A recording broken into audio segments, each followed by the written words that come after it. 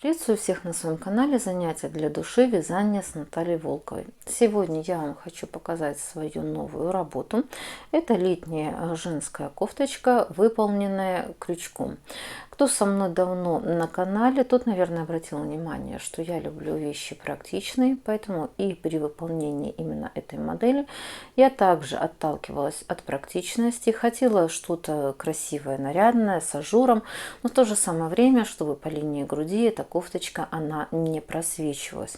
В результате чего я выполнила вот такую вот модель. Это полностью авторская работа, то есть я нигде не брала никакого описания, то есть сама подбирала все вот эти вот моменты, начиная от мотива, вот оформления верхней части, рукавов, низа, то есть это все я придумала самостоятельно.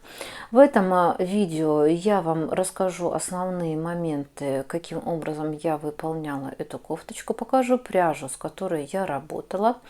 Также расскажу последовательность работы, как я выполняла, оставлю схему основного мотива, поэтому вполне возможно, что вам данной информации будет достаточно для того, чтобы вы себя также могли порадовать вот такой вот моделькой женской кофточки.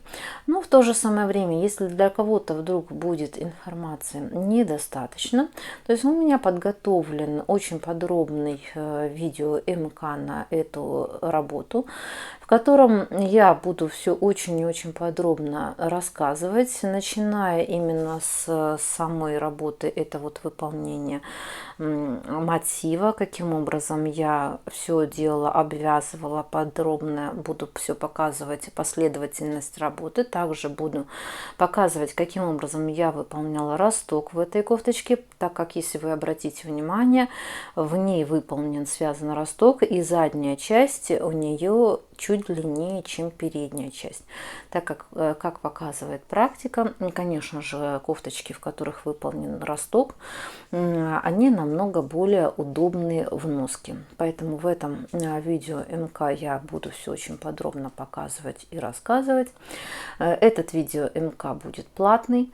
Как, где его приобрести, эта вся информация будет указана в описании к данному видео. Но опять же, как я и сказала, в этом видео я расскажу вам, как я выполняла эту работу, оставлю схему основного мотива, и поэтому вполне возможно, что данной этой информации вам будет достаточно для того, чтобы вы могли связать такую кофточку себе по данному описанию, то есть не прибегая к платному видео МК.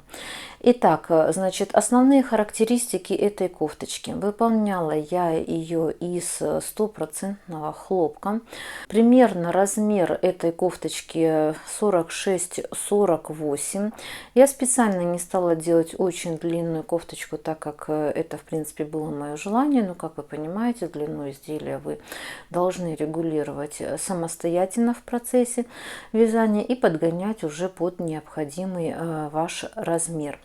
Итак, длина данной кофточки у меня около 55 сантиметров. Ширина по линии груди 43 сантиметра. И ширина по линии низа, вот здесь вот чуть-чуть она у меня получилась побольше, то есть где-то 47 сантиметров. Длина рукава 26 сантиметров, но опять же длину рукава вы должны регулировать самостоятельно. Как я уже и сказала, в этой модели я вывязывала росток. Выглядит у меня спинка вот таким вот образом сзади. Вот так вот все выглядит.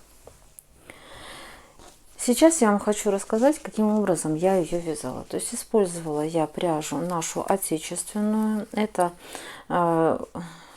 пряжа фирмы Comtex. Называется Lama Classic. То есть хлопок 100%, как я уже сказала. Состав это мерсеризованный 100% хлопок, 50 грамм, 235 метров. Если вы мало ли вдруг не найдете именно такую пряжу, то я могу со своей стороны сказать, что очень много различной другой пряжи есть от других производителей с похожим метражом, с похожим именно вот составом, то есть стопроцентный хлопок, поэтому вы эту пряжу можете заменить на какую-либо другую. На данный размер кофточки у меня ушло 5 моточков, то есть, как вы видите, пряжа экономная и небольшой расход пряжи у меня пошел. Основной крючок, которым я работала, это крючок номер 2,5. То есть я вязала им практически все. Единственное, что если вам, например, в процессе вязания нужно будет подогнать и чуть-чуть приталить эту кофточку, то вы можете взять крючочек чуть поменьшего размера, то есть двоечку или около двоечки. То есть я вязала на крючке 1,75. Это вот по линии талии для того, чтобы эту кофточку немножечко приталить. Начала я работу с вывязывания мотивов. Вот такие мотивы. Схему данного мотива я вам оставлю в конце этого видео, поэтому при желании вы сможете эту схему распечатать и по ней, соответственно, работать. Из мотивов у меня связана кокетка, то есть вот она у меня идет по верхней части и, соответственно, вот в круговую она идет у меня по спинке. Это кокетка. После того, как я вывязала кокетку на необходимую ширину, то есть вы должны при этом в процессе вязания делать примерку, смотреть, чтобы верхняя часть на вас хорошо сидела, чтобы нигде ничего не тянуло. У меня получилось, что я выполнила в общей сложности 9 основных вот этих вот мотивов. После чего я начала вязать верхнюю часть кофточки. Вязала я верхнюю часть обычными цепочками из воздушных петель. Обвязала один ряд столбиками с накидом.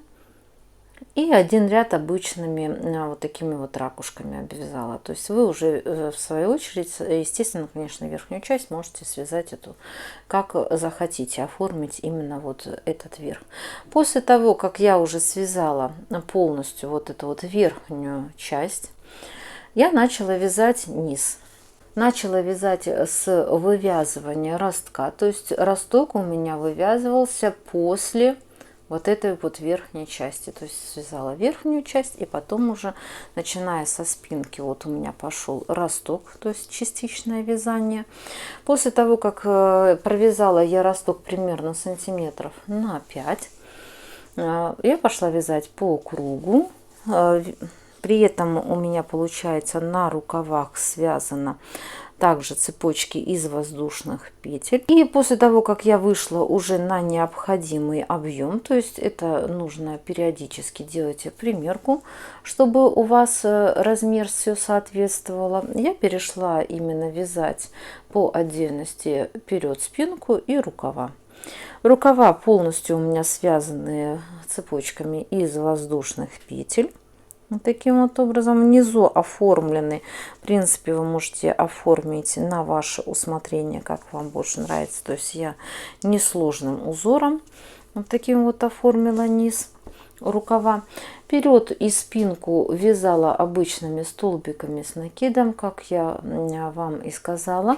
Вязала поворотными рядами, для того, чтобы у меня не пошло перекоса.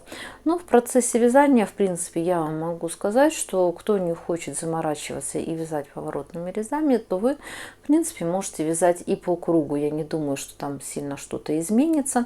Ну, по крайней мере, вот эта пряжа, с которой я работала, она у меня не косила в процессе вязания. И поэтому можно вязать просто по кругу вот эту вот часть. Периодически, конечно же, необходимо делать примерку для того, чтобы эта кофточка хорошо на вас сидела. То есть я вот, например, в процессе примерки поняла, что мне необходимо немножечко приталить эту кофточку. Поэтому я взяла крючок, как я вам уже и сказала, чуть меньшего размера и заузила именно участок по линии талии. То есть я не стала делать никаких убавочек, потому что их будет видно. и убавила именно за счет уменьшения размера крючка. Соответственно, когда вы уже пройдете участок талии, то необходимо перейти на крючок основной, то есть основной у меня крючок это 2,5, и продолжить вязать на необходимую вам длину. Конечно же, длину вы уже регулируете самостоятельно в зависимости от того, что вам нравится. И низ кофточки я также оформила цепочками из воздушных петель. Решила сделать так же, как у меня связаны рукава. И низ кофточки я оформила точно так же, как и рукава. То есть несложная такая обвязка, но в принципе при желании вы можете сделать обвязку абсолютно любую, какая вам понравится. Единственное, что я, конечно, со своей стороны рекомендую, чтобы обвязочка по низу именно кофточки и по рукавам она была одинаковая, чтобы смотрелось все хорошо. То есть в процессе вязания я периодически отпаривала эту кофточку для того, чтобы узор и рисунок он был ровненький, чтобы хорошо смотрелся. Обязательно необходимо отпаривать вот эту вот сеточку, потому что если вы ее не отпарите, она будет не так хорошо смотреться, поэтому это тоже нужно сделать. После выполнения работы, конечно же, не забываем, что необходимо убрать все ниточки, чтобы ваше изделие было красивым, не только снаружи, но и изнутри. И конечное, что нам остается сделать, это постирать изделия. Я вещи ручной работы, особенно выполненные из натуральных материалов, стираю только вручную. То есть это деликатная стирка в тепленькой водичке и потом также деликатная сушка. Сразу могу сказать, что эта пряжа мне понравилась. После стирки кофточка вообще никак не поменяла свой внешний вид, не вытянулась, не сдеформировалась. Поэтому, если вы правильно и грамотно будете стирать изделия ручной работы из натуральных материалов, то у вас, я также думаю, что будет все хорошо. В результате у меня получилась вот такая работа. По моему краткому описанию, я надеюсь, что вы также сможете выполнить эту работу. Как я уже и сказала, в конце этого видео я оставлю схему основного мотива. Столбики здесь с накидом идут. Тут я думаю, что схемы особо вам никакой она не нужна, эта схема. Это минимальные навыки вязания. Ну и цепочки из воздушных петель. Тут тоже особо схема никакая не нужна. Также в конце этого видео я оставлю фото других своих работ. На все эти работы, на которые фото я вам оставлю, вы сможете найти видео МК у меня на канале. Так что заходите, смотрите, подписывайтесь, если вы еще не подписаны. Ну и также, как я уже и сказала, если у вас будет желание приобрести данное видео МК подробный, с пошаговой инструкцией, как я что выполняла, то в описании к данному видео вы сможете найти информацию, где и как вы сможете приобрести данные платные видео МК. Итак, кому понравилось видео, обязательно ставим лайк, делимся данным видео со своими друзьями. Вдруг у вас кто-то также любит и умеет вязать. Досматриваем видео до конца. Если вы еще не видели мои работы, возможно, вас что-то также заинтересует. Итак, до новых встреч!